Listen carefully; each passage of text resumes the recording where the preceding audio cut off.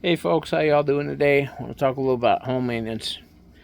Uh, you're buying a house, if you're in the rental right now, a lot of the stuff that maintenance wise your landlord would be taking care of. Uh, Excuse me. Been a long day working on a floating shelf.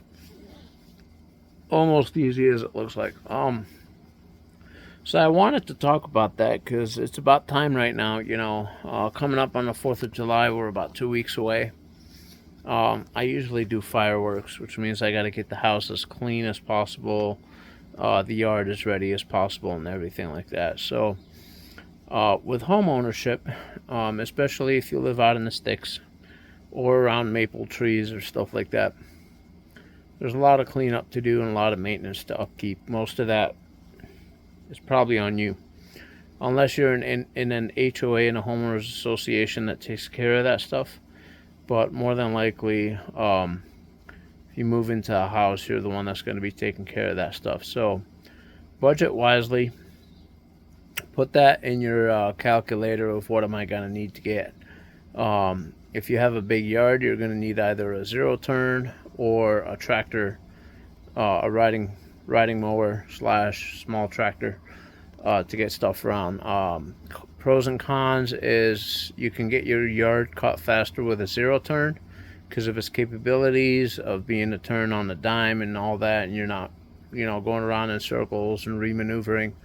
The con is that's all the zero turn does versus a riding mower that you can attach stuff to, and or a small tractor that has a lawn mowing deck that you could do more stuff with depending on the property that you're in. So you got to keep that into consideration as well. How much is that going to cost? Am I going to rent it?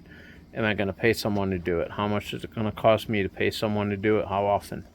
My yard right here butts up to my neighbors. Obviously, there's a hole in the fence between me and my neighbor. And before COVID, the guy that used to cut my neighbor's grass used to cut my grass. My neighbor gets his cut every week. I do every 2 weeks, every 3 weeks, once a month. I'm not too concerned about it. I don't necessarily have to 100% have my lawn a certain height or whatever. So that all depends. Just for example, last Saturday was the first time I cut all my lawn. It's the third time I cut the lawn on top, but it was the first time I cut down behind in the backyard. The grass was about 3-4 feet tall. Pretty much hay. Hey.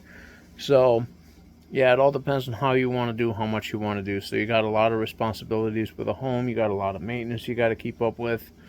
Got to run around and do stuff. Yes, you could buy brand new. You could buy whatever, but 90% of homes need some kind of maintenance that you have to stay on top of and do.